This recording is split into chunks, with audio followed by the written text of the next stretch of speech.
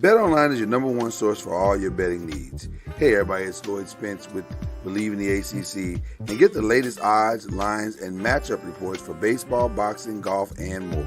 BetOnline continues to be the fastest and easiest way to place your wagers, including live betting and your favorite casino and card games available to play right from your phone. So head to the website and use your mobile device to sign up today and get in on the action. Remember to use the promo code BLEAV for your 50% welcome bonus on your first deposit. That's BLEAV, B-L-E-A-V. It's BetOnline. It's where the game starts. You can tell them the noisemaker sent you. Popcorn World.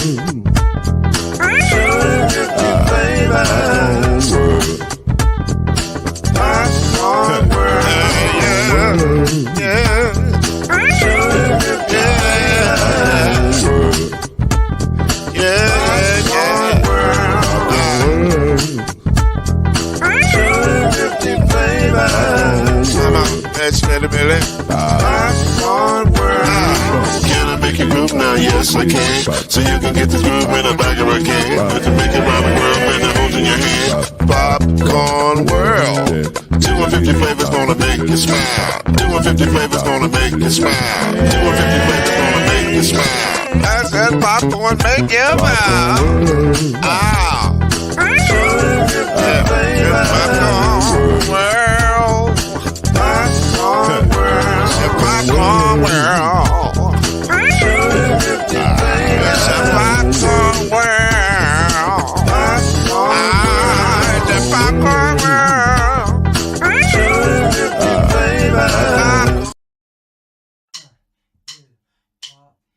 You're now listening to BLEAV in the ACC with Heisman Trophy winner and Florida State legend, Mr.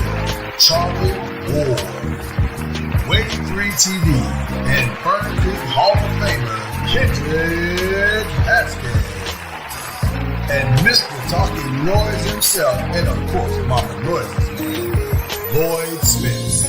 And now, it's time for BLEAV in the ACC.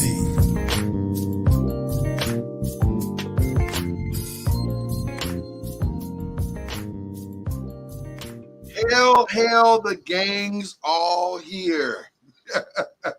We are back. And when I say we, I mean all of us. We got our Heisman Trophy winner back. We got our Hall of Famer back. I'm back. We're all back. Feels good. Reunited. Who's that? Was that Peaches and Herb? Yeah, that's Peaches and Herb. Okay. All right. What happened to Peaches and Herb? Where are they? Where is Herb? Probably somewhere living off residuals from that one song. He's hanging out somewhere, chilling.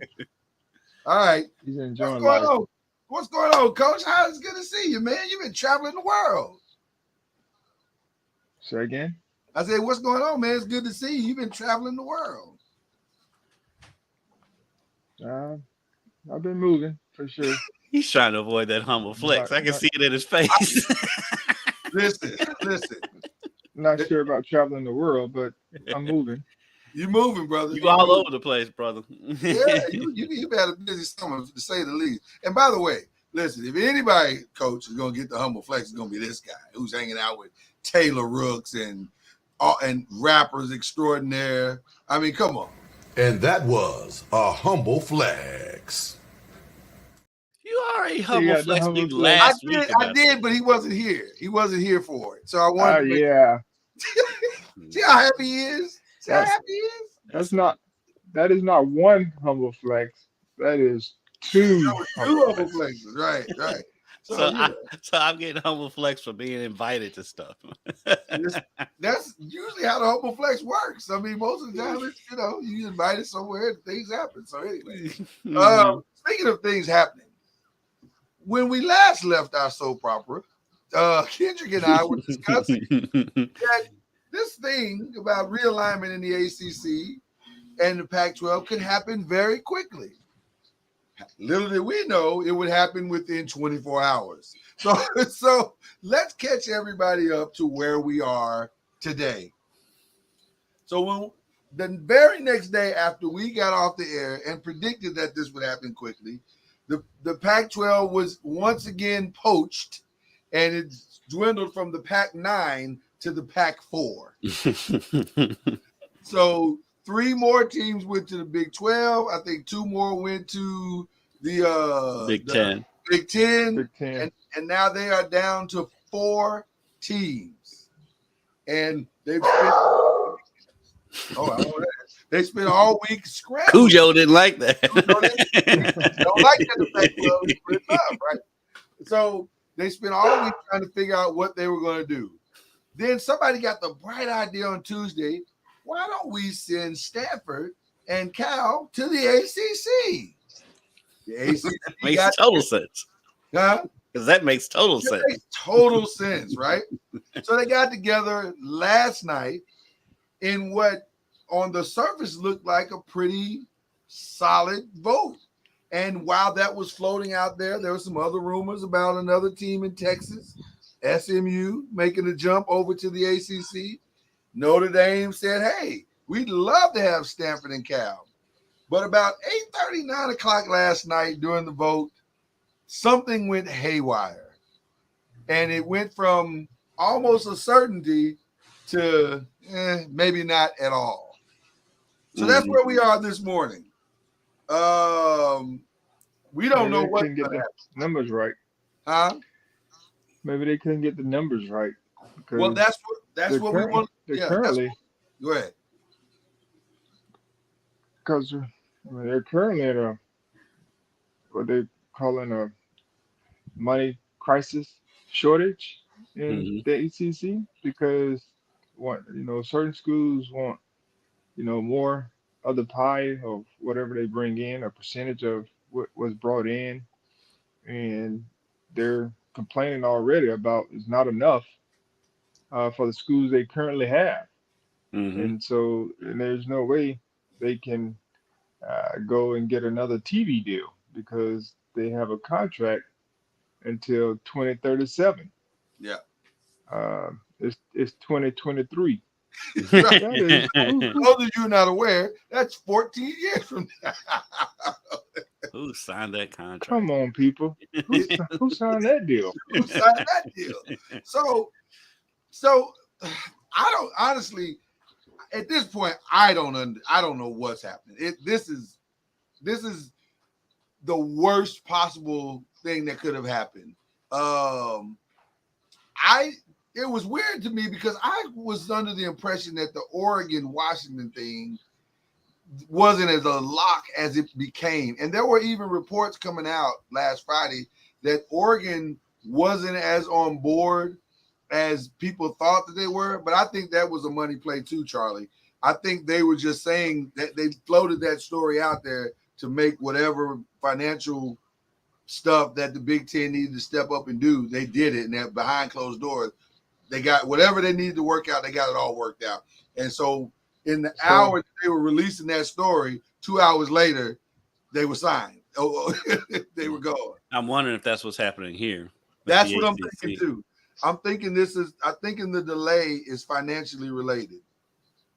Like you just said. So tell me what is not money related? Right. Right. At this point, this whole thing is financial. But well, even the teams, let's just go back to the teams that it's already left. Okay. I mean, before that kind of started this whole deal, Texas, Oklahoma. I mean, that was a money. I mean, all this is centered around how much we can get per our school.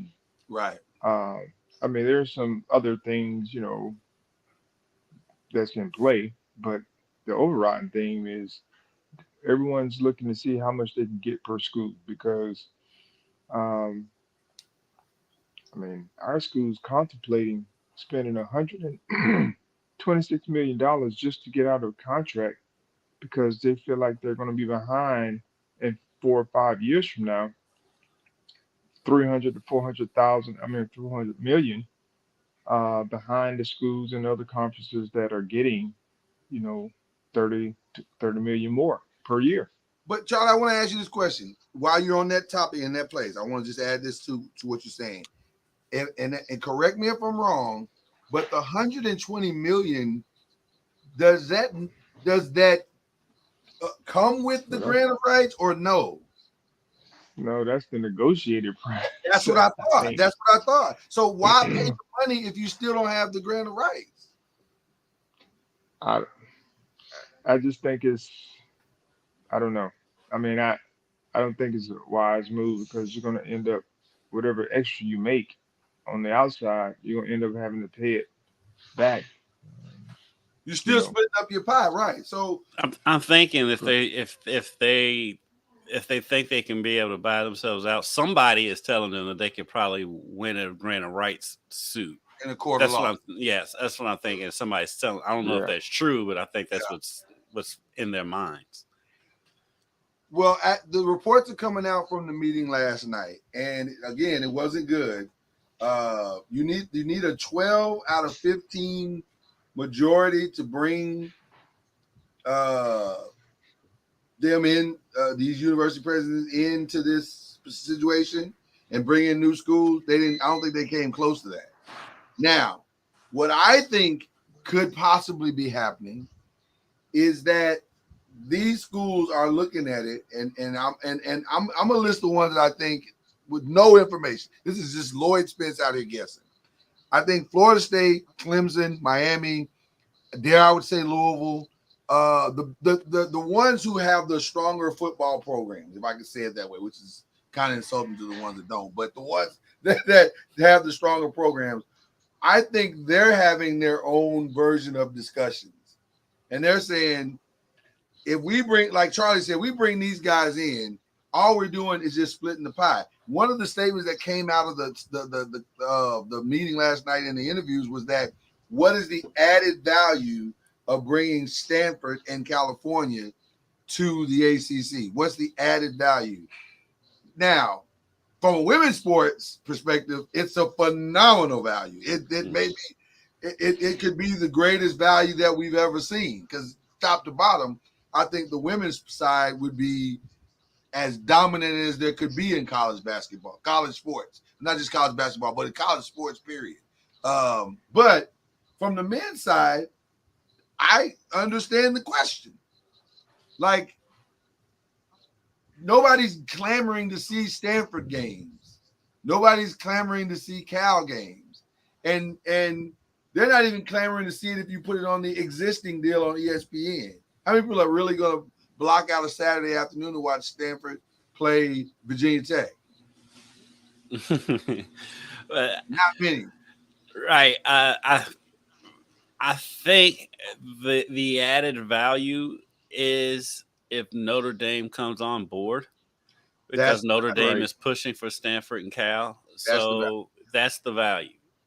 And I'm wondering if maybe the holdup is, all right, Notre Dame, we'll do this, but you're going to have to join. But you got to commit. You've got to commit. And maybe I'm thinking that could be the holdup. Well, but there's 60 million reasons why Notre Dame would not do that. I think at this point, if you're the ACC, you let them keep their $60 million and bring them in at this point if you want to keep the conference together. Yeah, but boy, how upset are the people at Florida State, Clemson, and Miami, and even Louisville going to be if they're giving? They can't go anywhere, so they just got to deal with it. Saying to Notre Dame, we're going to give you $90 million and make you the highest paid university in the country if you just come bail us out. I mean, you can negotiate it down. You can negotiate the part down that they get from the conference, per se. But at this point, look, the teams in the conference, they don't really. There's nothing they can do. They can't go anywhere. And so, see, remember we talked last week. There is one thing that they can do. There's only one play. Yeah, they can blow it up. They can blow it up. I don't think they're going to do that though, because they don't have land in place. I think that's kind of what Florida State's holdup is. The reason why they haven't really pushed it, because the SEC is already like, we're good. So their hope is the Big Ten, but maybe the Big 12. But I think the Big Ten is a viable partner, or the Big 12. Well, listen, the Big 12 wanted Louisville before, and then something went down. I think Big Ten wants. If Big Ten I feel, just to me, in my opinion, I think if the Big Ten goes after anybody in the ACC, it's going to be Miami. Oh, No, Miami. it'd be Miami because of the Miami market. Right. Charlie, what are you thinking? I just think it's turned into a business, big business, and it definitely has gotten away from what it used to be in a lot of It's got away ways. from making sense. Yeah, and um, and it's kind of the driving force for a lot of things, when it comes to partnerships is, how much can we make from a business standpoint. And I mean, I understand it. Uh, do I agree with it? I mean, I'm a traditionalist, Right. but of course, as a traditionalist, you also live with the times because this is a time where realignment and everyone's trying to one up, everybody and trying to get on the same page as the one that's the quote unquote feel like is top dogs.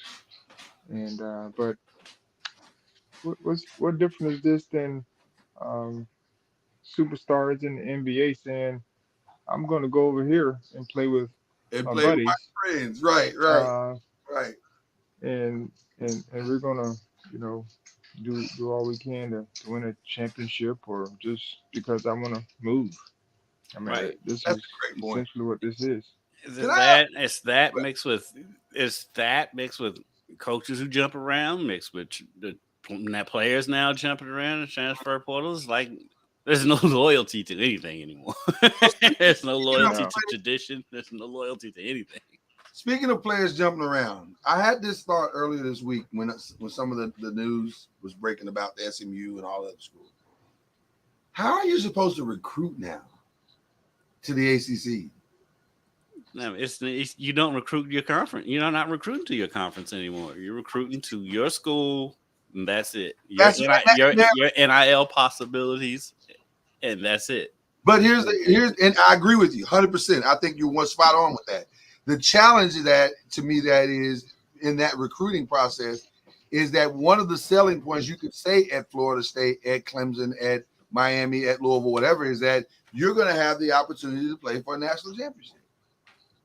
That may or may not be true. I don't think they're selling that dream anymore. Maybe I think they might be selling a national championship dream in the SEC No, maybe the top tier of the Big Ten, but no, like for most of these schools, and maybe I can see Florida State being the type of school that's selling national championships because they've got so much tradition.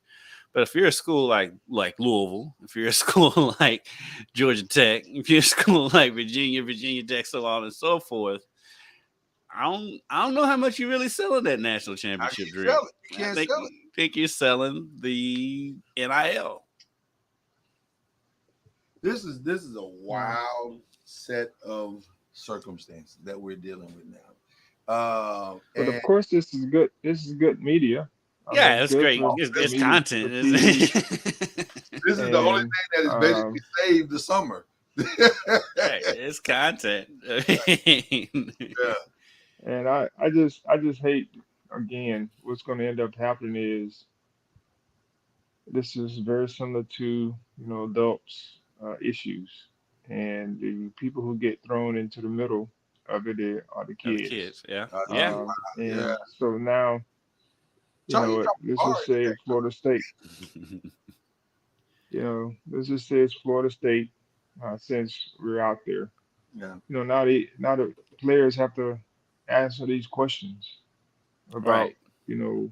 whether they're going to move or what do they want to move. All these types of things, and it's far from what they should be talking about, which is what their team's doing, and Mm, even to have to answer one question about it is just not right. But you know, I'm sure they prep the players on their answers and hmm things, which that's just good preparation. But just to have to answer any questions about this, is to me just putting the kids in a bad situation. But I mean, I understand it, what they're doing, why they're doing it, Right. because as I always say, the more money we have, the bigger our barns can be. Charlie, to your point, I Charlie's dropping an album he's today. dropping he's because these bars are solid today. To your point, Charlie, and to yours as well, Kendrick. We're 3 weeks away, less than 3 weeks away from the start of college football. And I've seen no public national media broadcast talk about anything related to the field. Nothing. There's been no conversation whatsoever about players, about who's the best team, about who's up for the Heisman this year. None of that. This is dominated. So to my point, my point is, how can this be good for college sports, or is it good for college sports that this has dominated the headlines as opposed to the actual product on the field? I guess it's good for college football, but that's it. And it's one of those things. With football will be fine. Basketball, for the most part, from on the men's side, will be fine for most. But the sports you got to think about are the Olympic sports. I mean, Penn State's volleyball team going all the way out to Oregon for a game. I mean, that's tough. Insane. That's insane. And actually, that would be a great matchup. but I mean, that's insane. But Penn State's going to lose because they've just traveled 3,000 miles to go play a volleyball match. That's insane. But then you think about the possibility of Stanford and U of L women meeting in the ACC, and it gets you excited. And so there's that part of it too. There is an element of it like you kind of like some of this stuff could be cool, but it makes no sense for the Clemson softball team to be playing in Palo Alto and stuff like that. It's just none of it makes sense for the other sports, but it all makes sense for football, but for the other sports, it really doesn't make sense. Yeah. What are I just go ahead. I'm just curious to know, like, if this is what this is. I would love to be in those meetings just to hear. That's where I was going, Charles. What is being said and the reasoning behind why some of these schools are, leaving to go, and join a conference. I just think there's the way I would look at it is, even I know that every team's supposed to play in like the Olympic sports or even basketball. Every team normally plays everyone in the conference at some point, if it's one game or two games. I just think it makes sense to have a West, if you're Midwest or say Big Ten, kind of splitting up those games with the West teams playing each other, and then having a crossover game, two crossover games from different time zones. I'll just say that. Right. And making it a little bit simpler to where you have your rivalries, but you also have the crossover games, and it's not like every year. And so, for instance, like we talk about Louisville, Stanford, them not playing every single year, right? But playing once every 2 years, or whatever it is. And I'm just saying that because that's tough, or doing playing teams on the West Coast, and you're out there for a week, because now with what is it, online, you can still get your work completed and done, and so you're on the road for a week playing on the West Coast, as opposed to traveling back and forth. So I think I mean, just like anything else, when it's all said and done, you get it figured out and worked out, and then you kind of go from there. there's one part that I don't understand, and I'm not sure how it can be worked out. Because obviously, one of the biggest rumors surrounding all of this realignment is that there's going to be a defection and a massive ultimate defection of the top 64 to, dare I say, 80 teams, and they're going to defect from the NCAA and create their own whatever. Now, let's play that out in real time.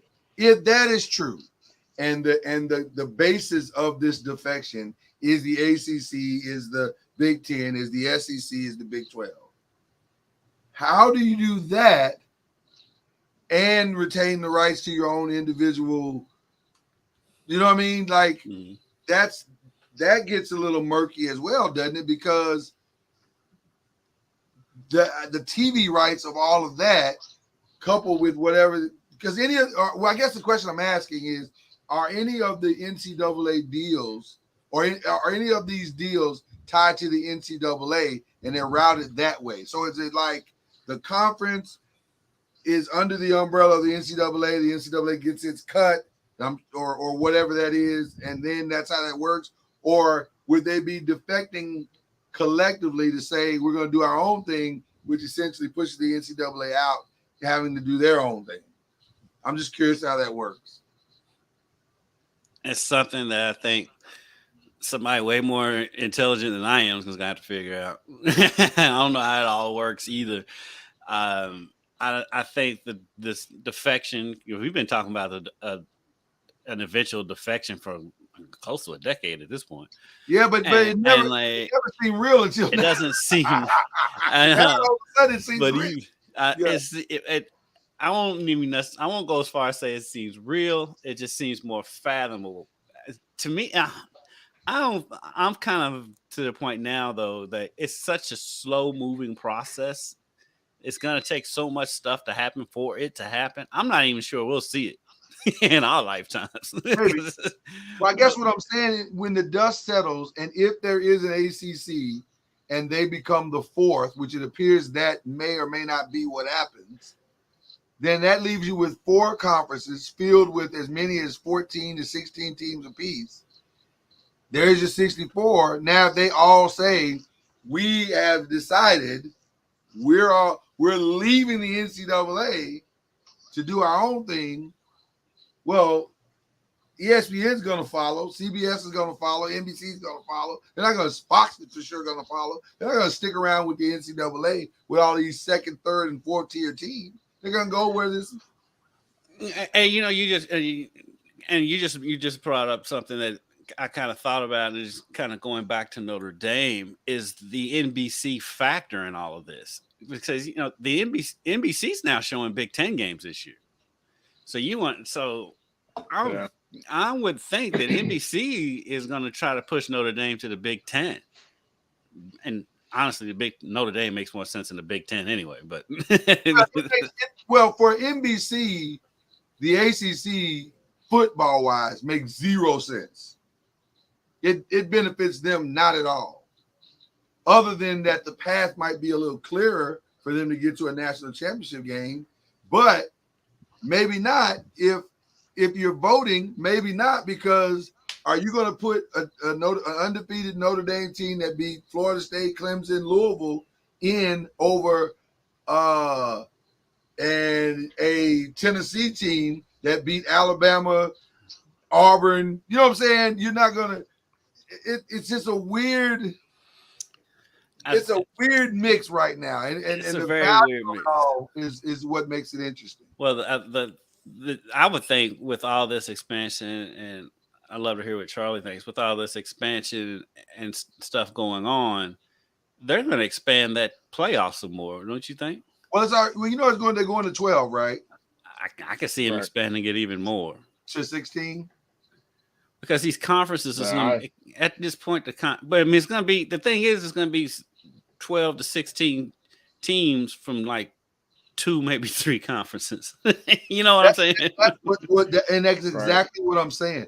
Go ahead, Charlie. I want to hear your thoughts on what we're talking about here. I think I heard Greg Sankey the other day talk about having to go back to the drawing board with the CFP Yeah, for sure. with all the expansion, and looking at the whole deal, because the Pac-12, I think in the 12-team playoff, they had the Pac-12 as one of the teams that got an automatic bid. Right. And so now that there is like zero, That's the four Pac-4. teams, four schools Now go to like the left in Big the Ten West. Pac-12. Yeah. So I think that's what he's referring to Yeah. is, now you have four conferences, and you know I just think if it's four conferences, and say you're in the ACC, which seems to be, I'm gonna say, the less cluttered with, and from a football standpoint, less cluttered when it comes to your top tier teams. Right. Uh, the easiest type of route to the CFP. I mean, financially you may be behind, but from a competitive standpoint, you may have an upper hand Yeah. in getting in some of those, Mhm. at least getting in the tournament. And also, if you're the top two in football, you're more than likely going to get in, because that means you beat everybody else and there are no divisions anymore. So Mhm.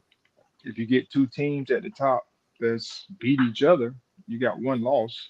Um, and one loss teams, and then on the other side you got all the other conferences. They may have two or three losses because Mhm. they're playing Great point. tougher competition, more tough competition, throughout the year, and it's just that deal. And so I just think if you are in the ACC, from a competitive standpoint, you may have a better upper hand when it comes to football, of getting two spots in the CFP, because, like I mentioned, the scenario I just mentioned, and the other teams is going to be attrition.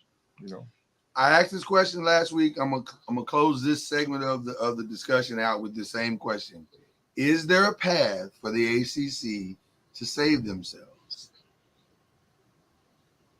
I think right now the path is they've got everybody locked in. It costs too much to leave, so that's how they're going to yeah, save themselves until 2037.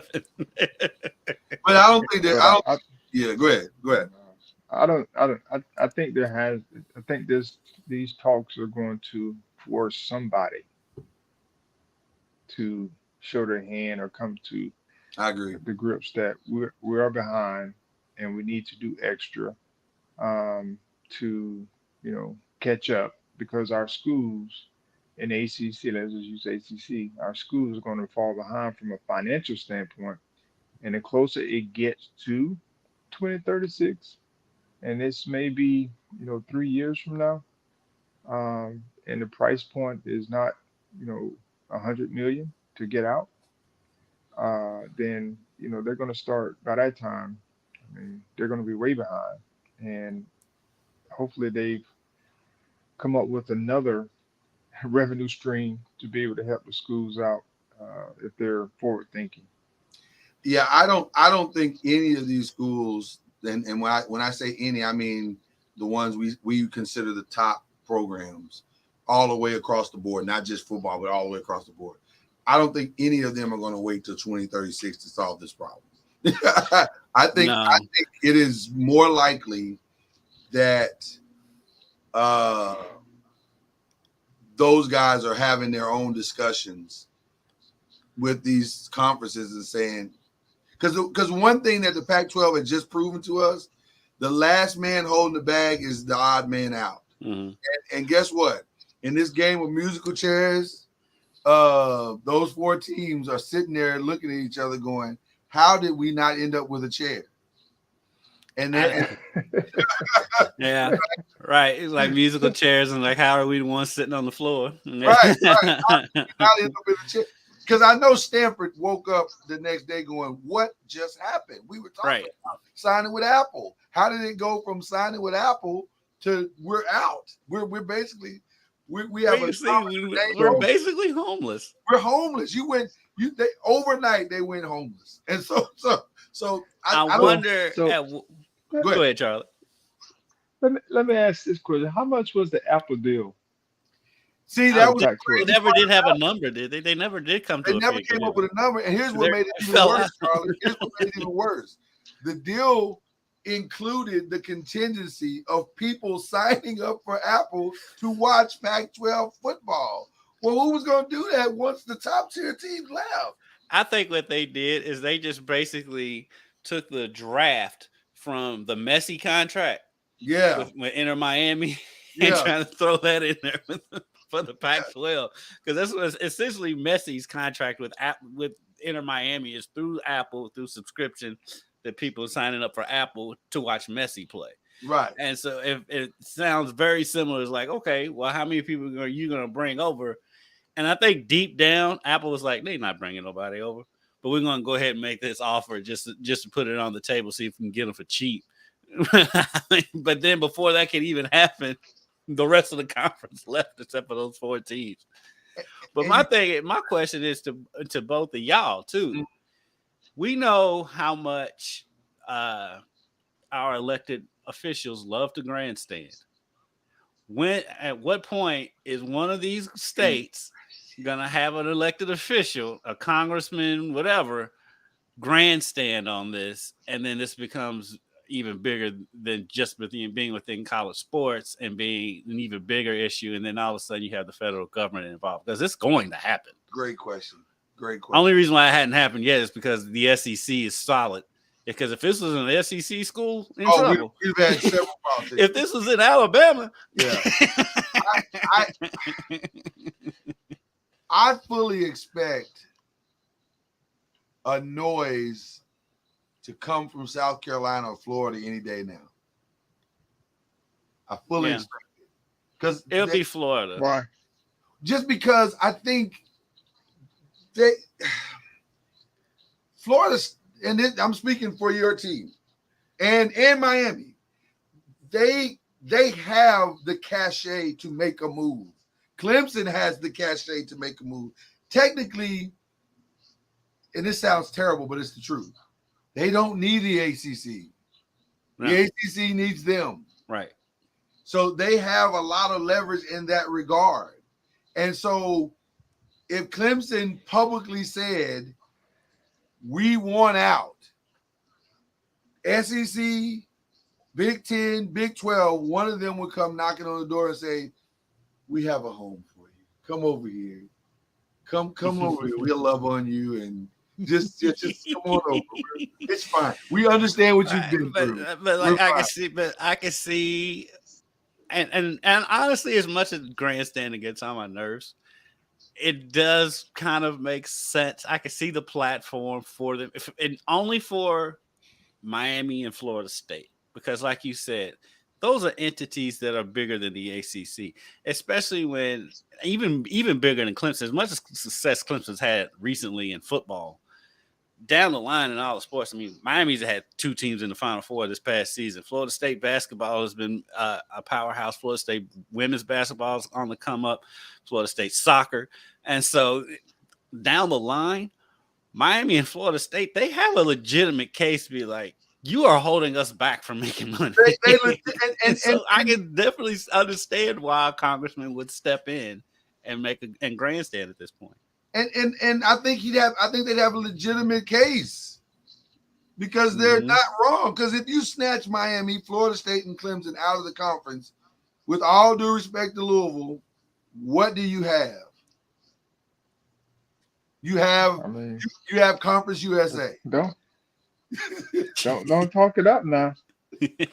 Don't talk it up, because you know here in Florida, we good for stirring that pot, baby. Okay. That's what I'm saying, Charlie. That's what I'm saying. 24 hours a day. That's what I'm saying. I think they just haven't gotten around to it yet. They're coming. I think we're days away from it. I just don't believe they're going to sit pat for 14 years and allow this to happen, because there's an ego. There's the other part of this that we don't talk enough about. There's an ego involved in all of this.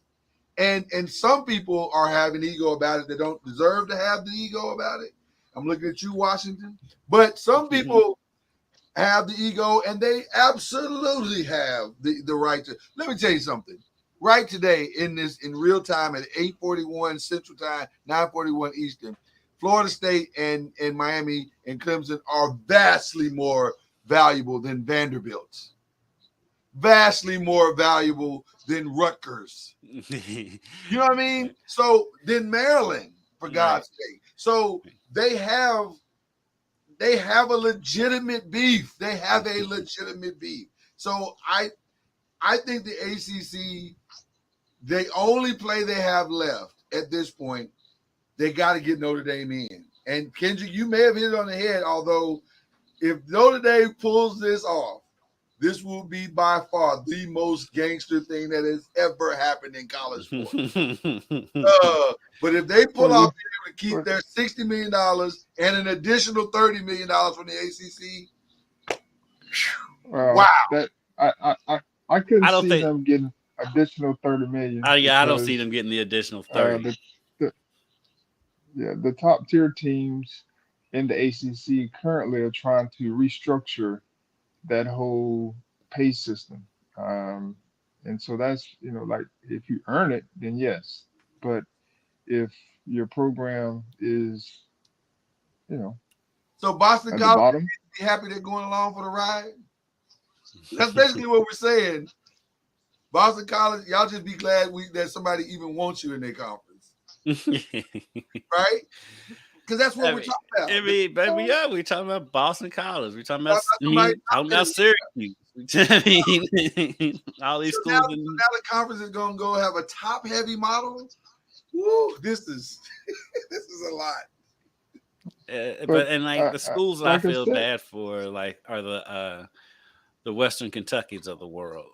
You know what I'm saying? The whole MAC conference. I feel bad for them because the MAC conference is such a good conference. It's a good athletic conference, and they're competitive in every sport, but they're not that tier, and they're not going to get that kind of money to become that tier. So what becomes of them? Do they go up? Go ahead, Charles. I was going to say they why don't they just go to the Pac-12? And I would go after North Dakota State, South Dakota State, San Diego State, San Diego State, San Jose State. They had a good year last year. All them schools, I would go after them. Hey, they may get it. I mean, they got the Apple deal, and if it's that deal that you guys talked about. Yeah. Why not go and, they may get, like North Dakota State, they get more eyes. They would be one of the top teams in the conference. And tell me again what the NCAA does. I'm confused. Like, what is their role? Like, what are they supposed to be doing to help me do this? I've always wanted that. I just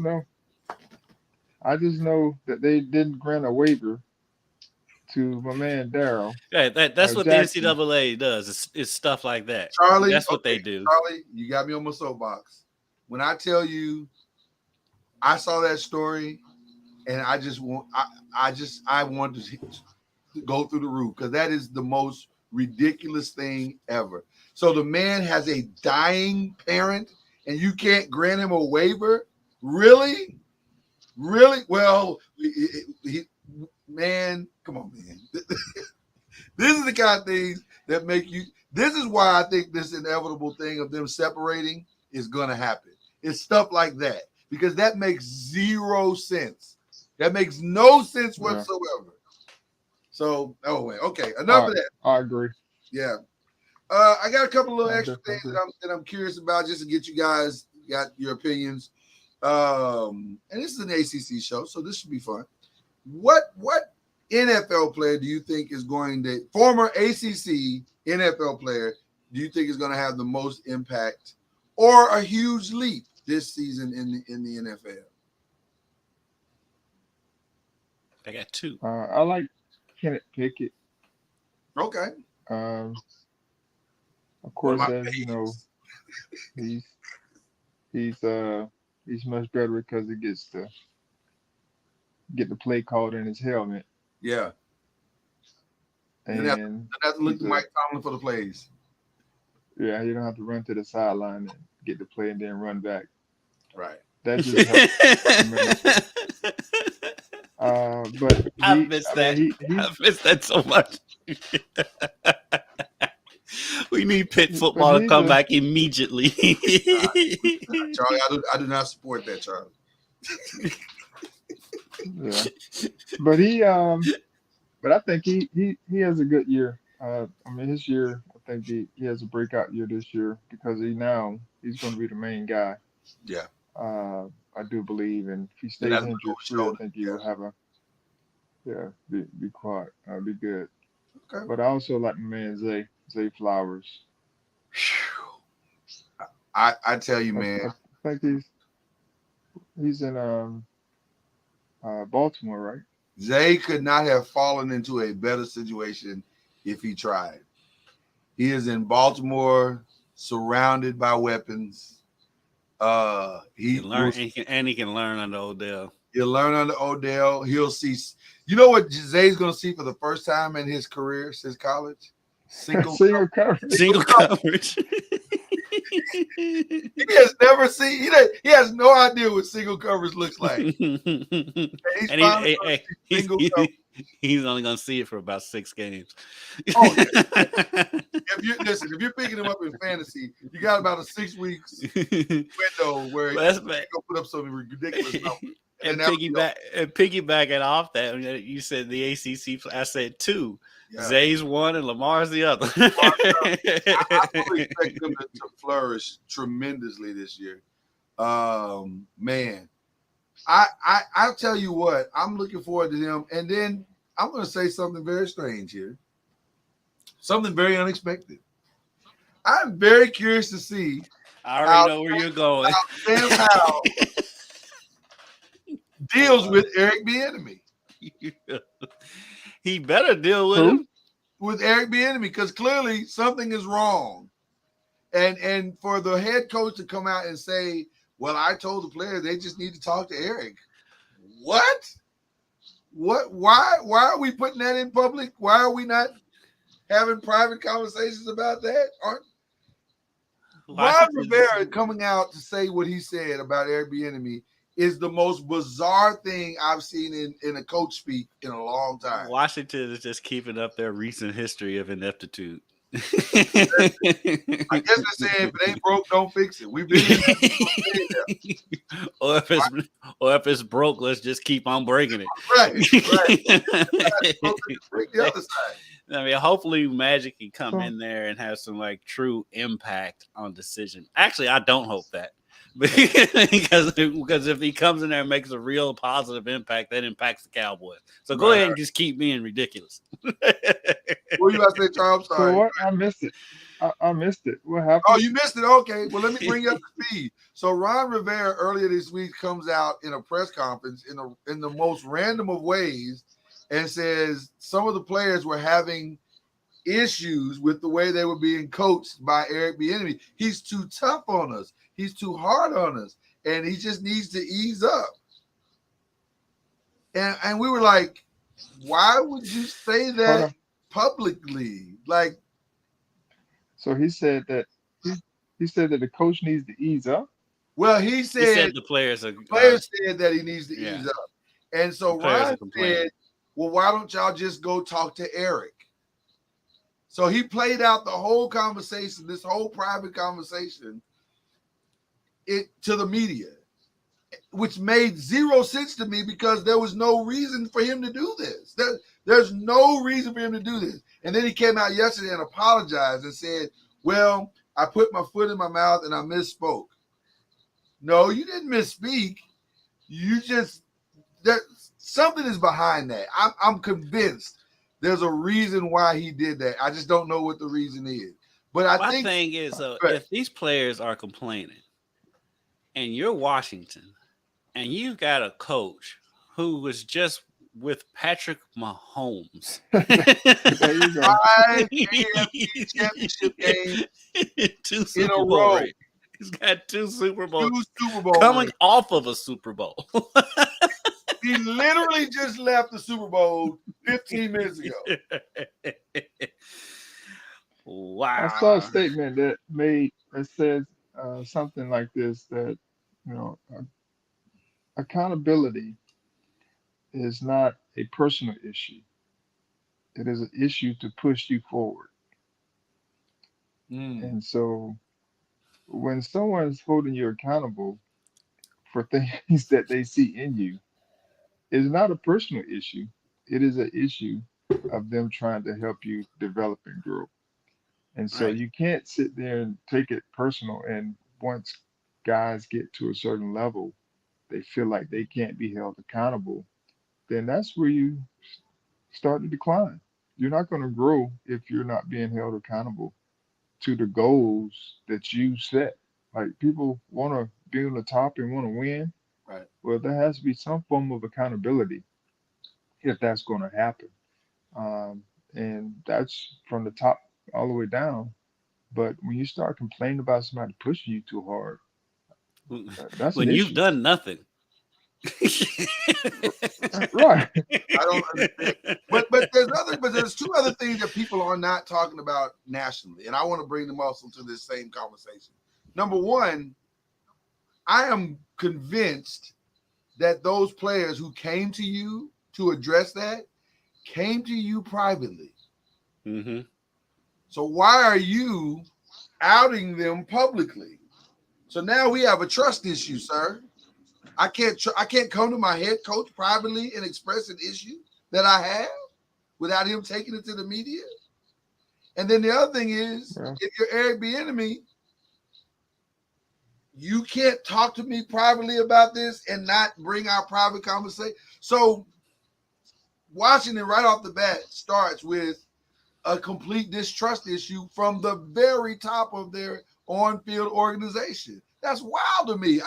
I've never listen. There's been some wild stuff that's happened with these coaches this offseason. From that to Sean Payton's thing, I still don't get Sean Payton's thing. I don't understand that at all. Like, why he went after Nathaniel Hackett, other than maybe he was trying to instill some kind of confidence in Russell Wilson. Which, by the way, all of this again can be done privately. Doesn't have to be done in the media. I don't know. It's been a weird offseason. This Right, because like it's weird because like they can't even blame the media for this stuff getting out because they said it in front of microphones on camera. I'm telling you, Sit in front this of Ron microphone. Rivera thing is so bizarre to me because it just came out of it seemingly Tell came them, out of Cujo. nowhere, like nowhere. So the Sean Payton thing was the wildest thing. Sean to me. Payton thing was bro. Did you see the Sean Payton thing, Charlotte? I heard it, Yeah. and I heard the responses. It's turned into Pac And and Biggie real quick. yeah, and I heard and then the rebuttal from the other side, and then people were talking about Aaron Rodgers. Why is he, sticking up for his coach, and he should be thinking about other stuff. And I'm like, man, the man is the leader, and Yeah. if he doesn't say anything, he's going to get killed. If he does say something about it, he's going to get killed. And so it's regardless, he's going to get killed regardless, Yeah. one way or the other. And by the way, Charlie, Talked about, I should say. and by the way, after watching Hard Knocks on Tuesday, you hit it right on the head. He is the leader. It appears that everyone in the organization has surrendered all of the leadership of the Jets over to Aaron Rodgers. That must have been his contract because the way they were gushing over him, did you see that pass? Did you see? Oh my God, that's amazing. I was like, y'all got to calm down. Like It's like watching Greeny an extra hour every day. Yeah, I get why Mike Greenberg does it because he's a legitimate fan. Mm-hmm. But you're the head coach of the Jets. Calm down. You've been in the league a long time, Robert Saleh. You've seen good passes. This ain't the first time. Calm down. I don't know. Look at who Robert Saleh's had quarterback. I get it. I get it. He hasn't exactly had a Hall of Famer. No, I get that part, but I'm saying you got to calm down. Because listen, number one, you're playing against the same guys every day. So Aaron Rodgers is going to figure out guys he sees every day. So he's going to make great passes in practice. I can name a quarterback who hasn't. Who's that? Mine. Well, you know what's Who's your funny quarterback? about Dak Prescott. Yeah, he's Dak. I would say Dak is solid. Dak threw 3 interceptions yesterday in practice. He did. But again, you've seen this guy. By the way, Charlie, I would love to get your opinion on this one. Trayvon Diggs was caught on social media and phone, basically telling Dak that he was a little B. And he needed to roll out or get the ball out or something to that effect. But it ended in him calling him a B. And it ended in Dak throwing the football at him. Right, and then Dak, yeah. I was going to ask that it ever happened with a Knicks practice, but I probably already asked my own question when I said Knicks. So that probably happened just in the morning before they even got on the court. I mean, all that stuff happens, especially if you're going to be in a training camp and all of that. Nobody wants to be there. Yeah. Yeah. And so it's a mundane, everyday, playing against one another type thing. It's so a you different. don't think there's a It's a disrespect different. thing going on at all? I mean, it probably is. I mean, but that happens a lot Okay. on quite a few teams.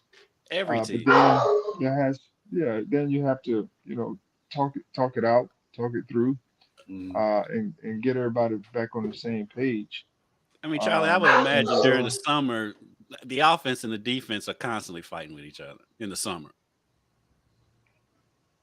I wouldn't say fighting, but the trash talking. Right. And Yeah, that's what I meant more. About my team, like this summer.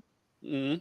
I mean, they were playing pickup ball, and they're talking trash back and forth to one another. And it doesn't get to a point where it's heated because everyone understands that, if it does, there's consequences. Right. But they just take it and keep moving, And my motto for my guys is, if a guy's going to talk trash to you, then you just got to beat him on the floor. Right. Don't sit there and talk don't talk no more. Yeah. Now I'm going after you, Yeah. in every other way on the floor, and that's the way I'm going to talk my trash. And so, it's just, I think testosterone comes into play. Yeah. And then if you find somebody that's egging you on, and keeping it going, then it's like, all right, I'm gonna keep it moving, and it's okay. But I just think you get together and you talk through it. I know. I don't know. Whitney's talking. Whitney's up to that. I mean, Cujo is going at it. I'm very curious to see where all of this is going with all these teams, but definitely going to keep an eye on Broncos, Jets, because that's going to be week CBS 5. is loving that. I'm sure that game's on CBS. CBS is Well, loving that. Yeah, but see, I think there's a flex option to put it on NBC. I'm not 100% sure NBC's not going to try to grab that game, especially if they both come in like undefeated or with like maybe one loss. You might, if you're NBC, you might pivot. Be like, at that point, with as much hype as with everything, they could both be 1-4 or whatever. And they may try to make a play for that game. It could be an interesting pickup, late pickup, or flex option. So, guys, this has been a wild summer in college sports, and nobody experienced as much wildness. I keep looking back at the TV screen and looking down at Twitter just to see if anything's changed. Yeah, I've been looking as well. There's been a lot of weird activity going on the last couple of days, and a lot of background stuff. I'm curious to see what the weekend is going to unfold. I feel like something big's about to break this weekend. So yeah, I feel like Friday, because everything happens on Fridays anyway, because they can get away from it over the weekend. Right. That's why we call it the Friday news dump. Yeah. We got quite accustomed to that when Rick Pitino was at U of L. Everything always happened on Fridays. Get ready. So I would not be surprised if some news breaks tomorrow. I would think so. And just like it did last Friday, So interesting news. You guys got any shout outs? I'm gonna shout out my homeboy Brandon Wharton. He was a point guard at Tennessee back in the day. We was best friends, and like his parents moved away when we were kids, and the next time I discovered him when I was in college, just flipping channels, and landed on a Tennessee game, and there he is. But so we reunited. We've been boys ever since. His birthday is today. Oh.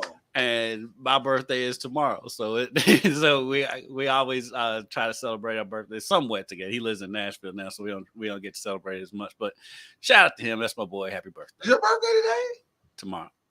That's what I thought. Okay. Yeah, his birthday. Brandon's birthday today. Gotcha. Okay, I was like, your birthday today? You got another day. Okay. Nah, his birthday is today. So gotcha. All right, Charlie, what you got going for us, brother? We lost his sound. He must have been muting Cujo. Whitney. I'm trying to stop this dog from taking over the podcast. Having a day. But I'm gonna shout out my Seminoles football team for having a very good summer in the recruiting. They're up to the number 4 right now. They've been locking down some solid prospects. Of course, this is summer, so anything can happen. But sounds like the guys they have are committed to the process. So I'm just happy and excited for the season to come. But I'm also excited that we have some quality players. No more sleeping, Charlie. Committed. No more sleeping. Nap time is over. No more flying under the radar. There's none of that, sir. None of that. You're back to being the nose. Look at that Ryan smile. Give him a flex for that. The days of ambiguity and obscurity are over. Give him a humble flex for that. We're still sleeping. We're the sleeping giant. Does seem fitting, doesn't it? And that was a Charlie Ward humble flex.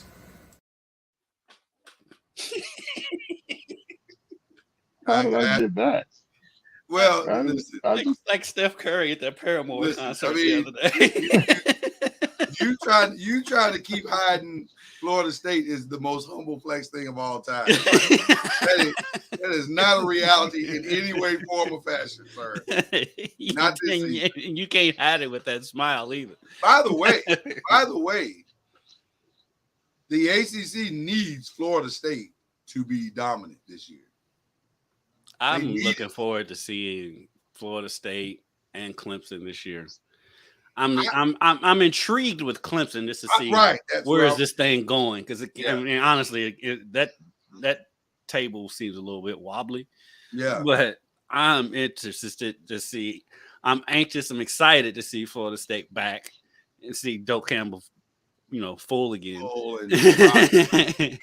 See Florida State with expectations again, and just to see them fully back and not flying under the radar like somebody on this panel likes to say they are all the time. I want to see the full-fledged Florida State I grew up watching this man down here. Right. And I want to see those expectations and everything, and see them live. I want to see them live up to that. I want to see Florida State return to being Florida State. I'll only build on what you just said and saying this. It is very likely that a Florida State dominant year could save the ACC. Single-handedly save the ACC. It's going to be hard to break up a conference if your team just won the national championship or at least made the playoffs. You need Florida State. You need Clemson. They both got to be good. And it'd be nice to see Louisville sneak in there in Miami. And you need May at North Carolina to live up to his hype, because they're talking. If he can be in the Heisman conversation, they're even talking about him winning it. I think Jordan's going to give him a run down at Florida State. Oh yeah, But yeah.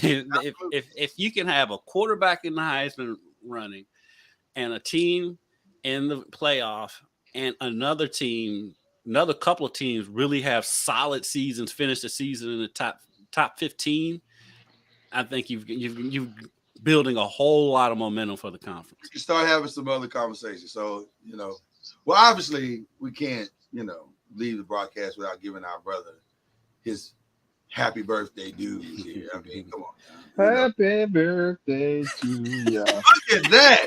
I did not see that coming. I did not see that coming at all. Shout out to the Stevie Charlie Ward. Yeah, the dulcet tones of Charlie Ward. Put that on my resume, Charlie Ward. Wish me something happy birthday. You set a standard now. That's the expectation, Charlie. We both want that song on our birthdays now. Mine is in March, so you got plenty of time to prepare. So, Charlie, when's your birthday? October 12th. I was gonna say his is coming up. Yeah, his is during football season. So yeah, I always remember that y'all's is around football season. I'm the odd man out. Mine's in basketball season. And yours is in like when we're so busy that we kind of gloss over it because I'm usually gone. Mine's real quick. March, boom, we out. I'm usually not even on the show. Yeah, you may not even be here. Yeah, you'll be chasing down Louisville and Kentucky. So yeah, it's gonna be a big year for UK. My shout out is very simple. I'm glad to see us back together today, and we're building that momentum.